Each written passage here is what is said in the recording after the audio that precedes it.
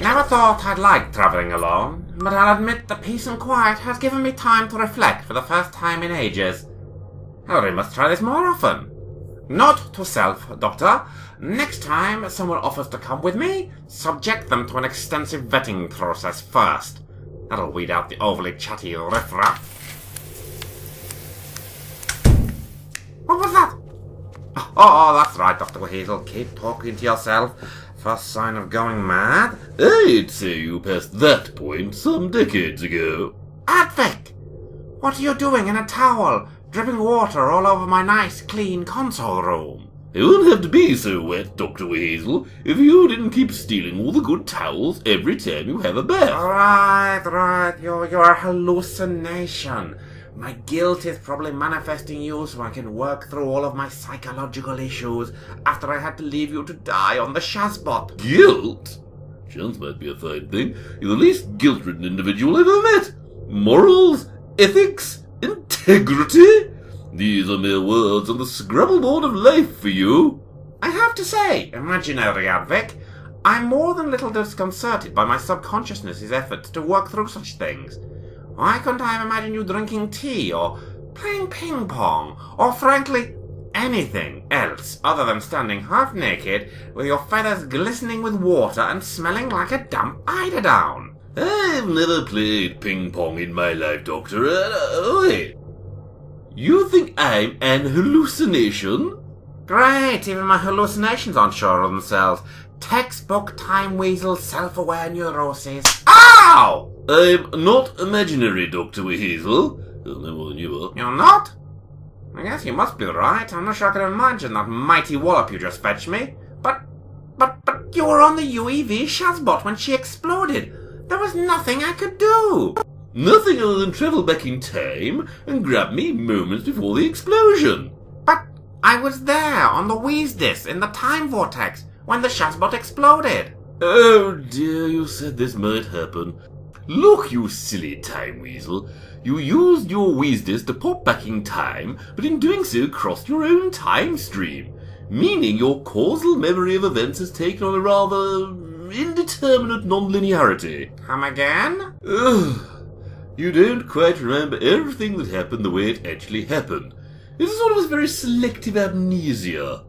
Have a look in your top pocket.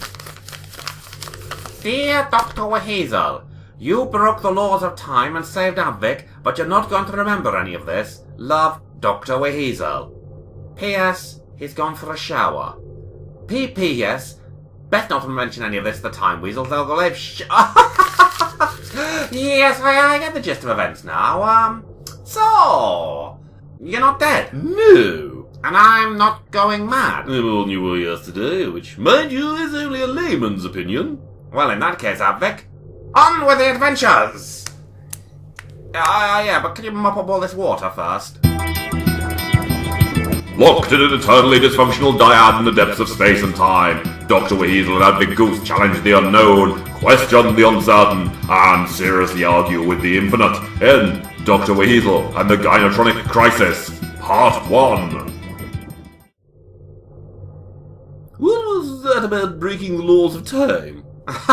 Yeah, I tend to treat the law as more of a sort of guidelines, although what I did in saving you was pretty much a clear violation of the second law. Is that the one about not sleeping with a prior or future incarnation of yourself? No, that's the third one. The second law, as set down by the Time Weasel founder triumvirate, is never cross your own time stream. It might end the cosmos, or simply cause severe embarrassment all round. Those are pretty extreme alternatives. Hopefully, saving you shouldn't be a big enough event in the cosmic scheme of things for the universe to even notice. Port crust, I've not forgotten anything important in the process, though, like how to fly the WheasDis, the smell of grass, or my first kiss. Might severe memory erasure be a possible side effect? You can never tell with a time law violation, that's why, as a rule, I don't break them. That, and the Time Weasel's punishment for transgression, is generally a bit more rigorous than a slap across the wrist.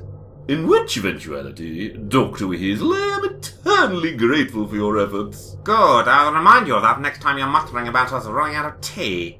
Still, apart from my Swiss cheese memory, we should be good to go. All the same, it probably wouldn't hurt to take a break from the intergalactic heroism for a bit. Balance things out with a spot of Sybaric hedonism on a spa world. Sounds positively bucolic. Aha! The very place! Tell me, Advec, have you ever been to the Avuncular Cluster? More specifically, the planet Skerchulon 7. As far as I recall, I take it you have, Doctor.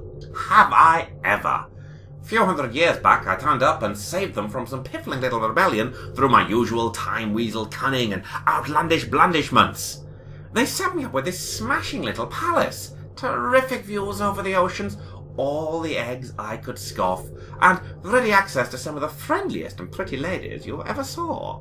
Not quite sure why I ever left, to be honest. Well, parts of that sound quite pleasant.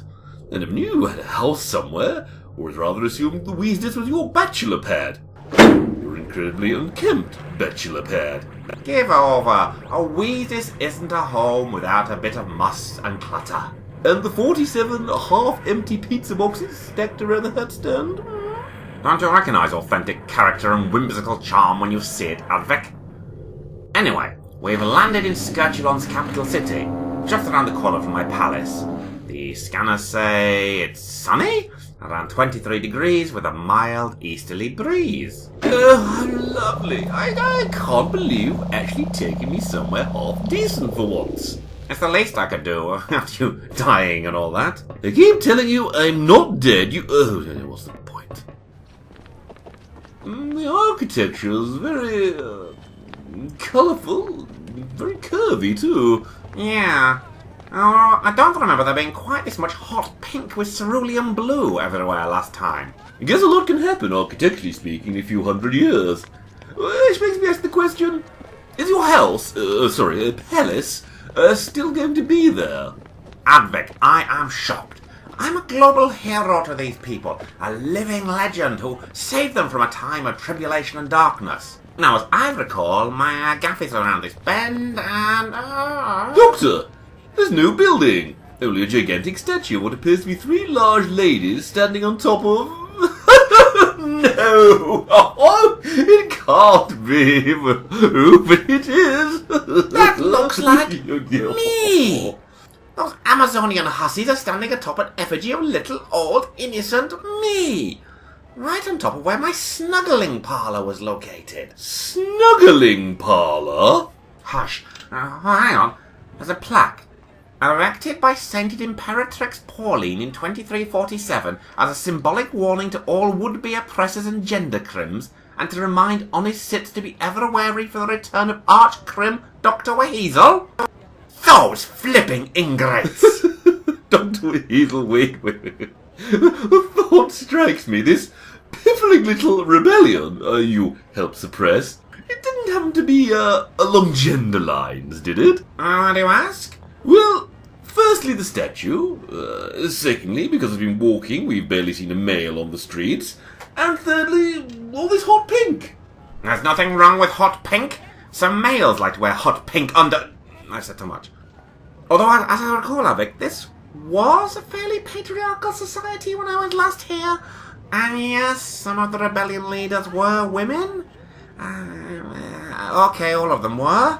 And the rebel supreme commander? She didn't happen to be called Pauline, perchance? Yes. Avik. Yes, Dr. WHeasel? I think those women over there are talking about us. Which ones? Oh, there's ones torn between photographing us with their mobile communicators or calling the authorities on us. You mean those ones? Yeah.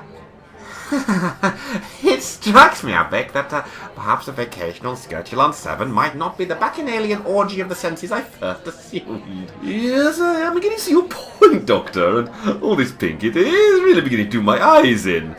Shall we make a discreet, but not obviously hurrying, return to the Weasness? You're at my mind. Come along, Goose. Doctor, there's a crowd of some rather nonplussed-looking women following us. The other day, and this would easily be one of my top 10 fantasies. And me without my copy of Yakety Sax. Come on, speed up, Goose. We're almost back to the Weasel. She's in the next street and... Oh, Groblocks. Is that a floating tank in front of her? Attention, gender crims. Raise your appendages and do not move. In the name of the Council of Ladies, you are under arrest for high crimes against femininity. Look! I only wore that frock because we were in disguise in the Edwardian period.